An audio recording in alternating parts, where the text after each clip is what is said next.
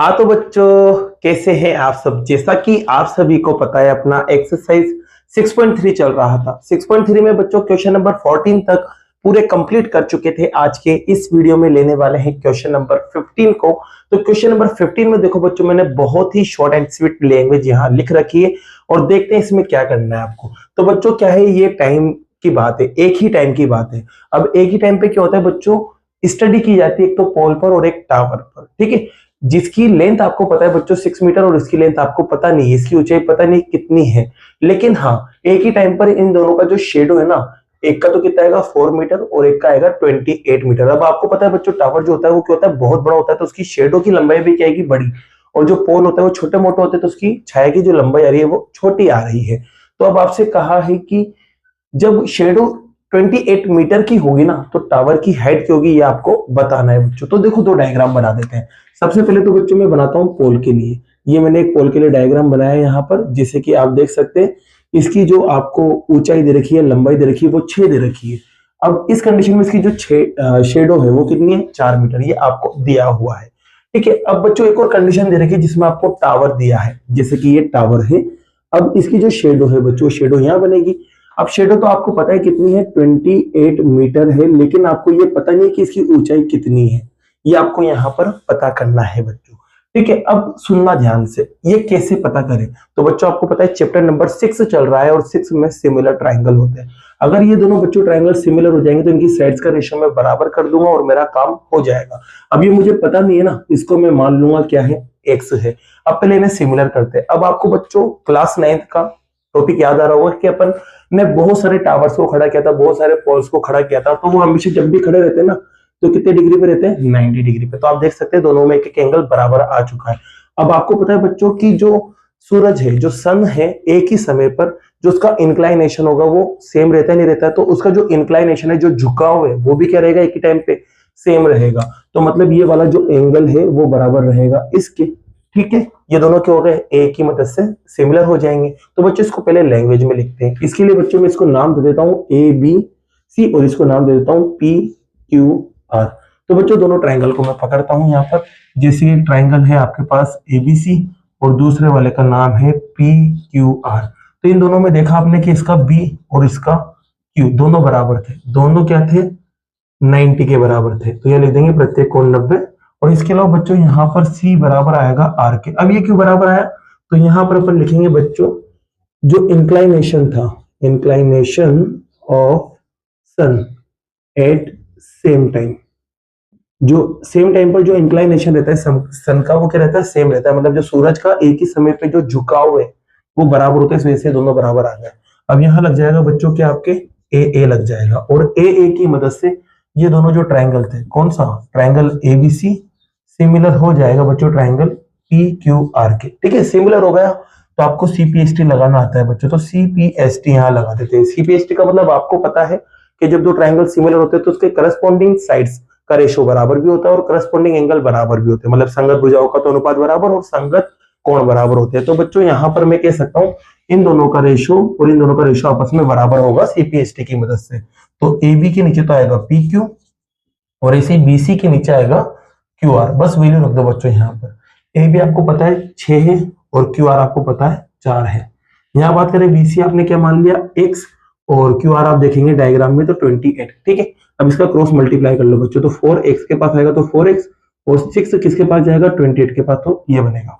अब x को निकालने तो बच्चों 4 के लात मार डालो, जिसे लात मारेंगे तो ये कदमों में आ जाएगा। अब 4 से 28 कट जाता है 7 बार, बस इसे मल्टीप्लाई कर लो बच्चों। मल्टीप्लाई करेंगे तो 42 आएगा और साथ में मीटर लगा देना। यही आपका क्या है, आंसर है बच्चों। इसी के साथ ये क्वेश्चन नंबर 15 कंप्लीट होता है। लेते हैं नेक्स्ट क्वेश्चन को। जैसा कि बच्चों क्वेश्चन नंबर 16 इस एक्सरसाइज का लास्ट क्वेश्चन है, जिसे आप यहाँ देख सकते हैं। इसी के साथ ये चैप्टर भी आपका कंप्लीट हो जाएगा। तो बच्चों देखिए इसमें क्या लिखा हुआ है, समझते हैं। तो आपको दे रखा है एडी और पीएम दोनों की दोनों क्या है, मीडियन है, मतलब माध्यिका किसकी, एबीसी और पीक्यूआर की। तो सबसे पहले एबीसी और पीक्यूआर को बनाते हैं। तो देखो बच्चों मैंने बनाया यहाँ पर एक तो आपके ए बी सी और दूसरा बनाया बच्चों मैंने यहाँ पर पी क्यू आर, ठीक है बच्चों। ये क्या है, दो ट्राइंगल है। अब इन दोनों ट्राइंगल में एक तो मीडियन है एडी और दूसरी मीडियन है बच्चों पीएम। देख सकते हैं यहाँ पर लिखा हुआ है एडी और पीएम दोनों मीडियन है, मतलब माध्यिका है। ये दे दिया आपको। अब इसके अलावा आपको ये भी दिया हुआ है कि दोनों जो ट्राइंगल थे, एक तो एबीसी और दूसरा पीक्यूआर, ये क्या थे, सिमिलर थे। ठीक है बच्चों, अब ये सिमिलर है तो अब आपको लाने के लिए क्या बोला है, तो आपको लाने के लिए बोला है कि AB अपॉन PQ बराबर आ जाए AD अपॉन PM के। तो बच्चों ये तो क्या है, रेशो है, मतलब अनुपात है, जो कि बराबर आपको दे रखा है। अब ये कब आता है, जब ट्राइंगल सिमिलर होते हैं तो CPST की मदद से आ जाता है। तो ये देखो किस ट्राइंगल में आ रहा है, तो ये आ रहा है बच्चों AB अपॉन PQ, यहाँ देख सकते हो AB अपॉन PQ ये है, और AD अपॉन PM, तो AD अपॉन PM ये है। मतलब ये जो आ रहा है वो इधर वाले ट्राइंगल के अंदर आ रहा है, देख सकते हैं आप, ये इधर वाले ट्राइंगल में आपके आ रहा है। अगर इन दोनों को मैं सिमिलर कर देता हूं तो मेरा काम हो गया, CPST की मदद से दोनों का रेशो बराबर आ जाएगा। तो अब इसको सिमिलर कैसे करो बच्चों, तो इसके लिए देखो यहाँ पर आपको ये चीज दे रखी, तो इसकी मदद लेते हैं। तो अपन पकड़ते हैं बच्चों ट्राइंगल को, एक का नाम है ABC और दूसरा जो है वो है PQR, दोनों के दोनों सिमिलर है, मतलब समरूप। तो यहाँ बच्चों क्या लगेगा, CPST लग जाएगा। और CPST से देखो बच्चों, बस मैं दो चीजों को लेना चाह रहा हूँ यहाँ पर, एक तो ये दोनों लाइंस और यहाँ पर भी ये दोनों लाइंस, क्योंकि मुझे क्या करना है, ये दोनों लाइंस को ले लेना है और एक बीच का एंगल ले लेना है, काम हो जाएगा। तो मैं AB के साथ PQ को लेना चाह रहा हूँ बच्चों, यहाँ पर AB अपॉन PQ, और AC बच्चों दूसरा आएगा अपने पास BC के नीचे कौन आएगा, देख सकते हैं आप, QR। ठीक है, ये मैंने ले लिया यहाँ पर। और इसके अलावा बच्चों यहाँ पर मैंने क्या करना है, एक एंगल ले लेना है, और वो एंगल देख सकते हैं आप, ये वाला जो कि इस वाले ट्राइंगल में आ रहा है, यहाँ देख सकते हैं, और यहाँ पर भी ये वाला एंगल जो इस वाले ट्राइंगल में आ रहा है। तो B बराबर QB यहाँ ले लेता हूं मैं। ठीक है, ये कैसे आया, ये CPST की मदद से आया। इसको इक्वेशन सेकंड दे देते हैं या फर्स्ट दे देते हैं बच्चों, अभी सेकंड आगे बढ़ा लेंगे। अब देखो बच्चों, यहाँ पर अगर मुझे BC की जगह BD मिल जाए और QR की जगह QM मिल जाए, तो इधर वाले ट्राइंगल आराम से सिमिलर हो रहे हैं, क्योंकि ये दोनों साइड का रेशो तो बराबर है ही, बस BD और QM का आ जाए और एंगल बीच का आ ही रहा है। तो BD और QM को कैसे लाएं, तो इसके लिए बच्चों आपको पता है कि यहाँ पर AD और PM मीडियंस थे, माध्यिकाएं थी, तो इसका मतलब ये दोनों के क्या होंगे, बराबर बराबर टुकड़े होंगे, तो मतलब इनका आधा आधा अपन कर सकते हैं। तो बच्चों मैं यहाँ पर BC का भी आधा करूंगा और QR का भी आधा करूंगा।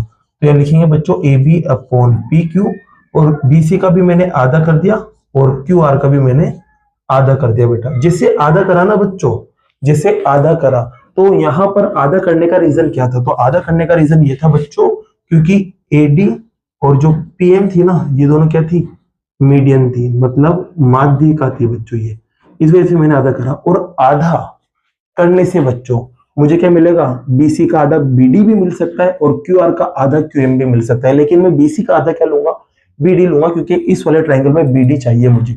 तो मैं यहाँ पर BC का आधा क्या लिख सकता हूँ, BD, और QR का आधा मैं लिख सकता हूँ QM। और यहाँ क्या चल रहा था, AB अपॉन PQ। तो बच्चों ये आपके पास दूसरी इक्वेशन आ गई। अब अपना क्या हो गया, काम हो गया। तो अब अपना काम क्या हुआ, बस आपको क्या करना है, ये दोनों ट्राइंगल को पकड़ लेना है। जैसे कि अपने पास है एक तो ट्राइंगल आपका ABD, और जो दूसरा ट्राइंगल है उसका नाम है PQM। ठीक है, अब इसके अंदर बच्चों देखो, आप देखोगे कि यार B बराबर जो है वो आ रहा था किसके, Q के। ये कैसे आया, फर्स्ट की मदद से, यहाँ देख सकते हैं। और ऐसे बच्चों इसके अंदर आपको एक और चीज मिली, AB अपॉन PQ बराबर मिलेगा किसके, BD अपॉन QM के। ये कहां से आया, तो ये दूसरी इक्वेशन से आया, देख सकते हैं यहाँ पर बच्चों। दोनों ट्राइंगल अब क्या हो गए, सिमिलर। रूल कौन सा लगेगा, साइड एंगल साइड से। ये जो ट्राइंगल था, एक तो ABD था और दूसरा PQM था, ये दोनों सिमिलर हो गए। जब ये सिमिलर हो जाएंगे बच्चों, तो यहाँ क्या लग जाएगा, CPST। और CPST लगते ही बच्चों ये दोनों जो ट्राइंगल के जो पार्ट से करस्पॉन्डिंग पार्ट, जो संगत भाग है, वो बराबर हो जाएंगे, या उनका रेशो जो अनुपात है वो भी बराबर हो जाएगा। तो मुझे लाना था यहाँ पर रेशो को, तो यहाँ पर रेशो आपके बराबर आता हुआ नजर आ जाएगा। तो AB अपॉन PQ बराबर आ जाएगा बच्चों AD अपॉन PMT, क्योंकि AD और PM भी इसी ट्राइंगल में आ रहे, तो इसकी बाकी की साइड का रेशो भी क्या होगा, बराबर। तो इसी के साथ बच्चों ये क्वेश्चन जो है 16 वाला आपका कंप्लीट होता है बच्चों। अब बाकी के जो क्वेश्चंस है वो नेक्स्ट वीडियो में करते हैं। अगर वीडियो पसंद आई और ये क्वेश्चन आपको समझ आया हो बच्चों, तो वीडियो को लाइक कीजिए, चैनल को सब्सक्राइब कीजिए। Thank you so much.